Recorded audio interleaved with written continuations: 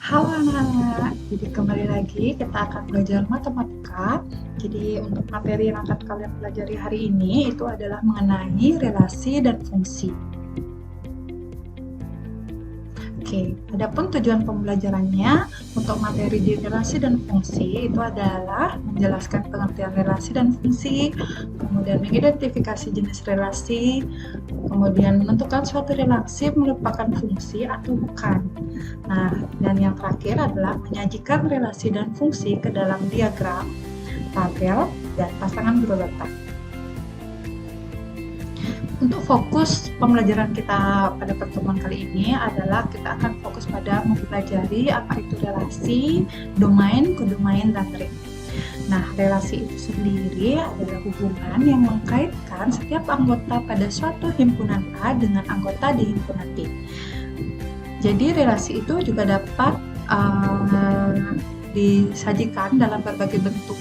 Jadi ada diagram panah seperti yang ini namanya diagram panah.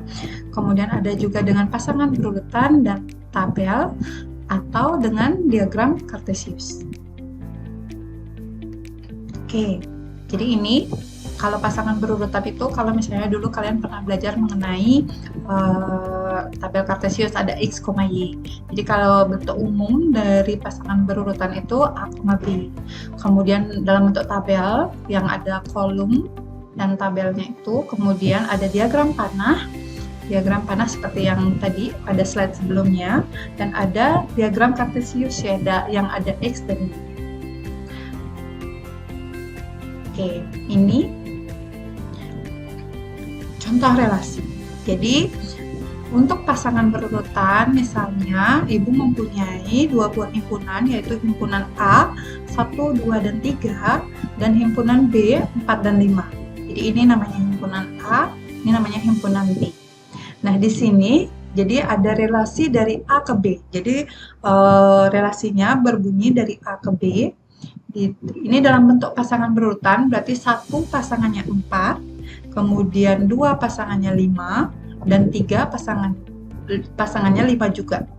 Nah, diagram panah jadi dibuat seperti diagram, di mana diagram yang pertama dengan himpunan A beranggotakan 1, 2, dan 3, kemudian himpunan yang kedua, diagram B, itu beranggotakan 4 dan 5. Nah, dibuat sesuai dengan pasangan relasi yang ini. Jadi satunya ke 4, duanya ke 5, dan tiganya ke 5. Jadi ada dua buah himpunan A yang memiliki relasi di B yang sama, yaitu 5. Seperti itu. Jadi untuk tabel relasinya, nah kalau tabel dia seperti ini. 1, 4, 2, 5, 3, 5. Seperti itu. Jadi ini untuk penyajian dari relasi. Oke, berikutnya kita akan mempelajari mengenai domain, kodomain, dan ring. Apa sih itu domain? Jadi domain itu adalah himpunan asal dari suatu fungsi. Jadi ingat ya, kata kuncinya adalah himpunan asal. Di mana dia berasal? Misalnya yang ini. Nah, yang ini kan relasi dari A ke B. Lihat panahnya, karena panahnya menuju B, berarti dia namanya relasi A ke B.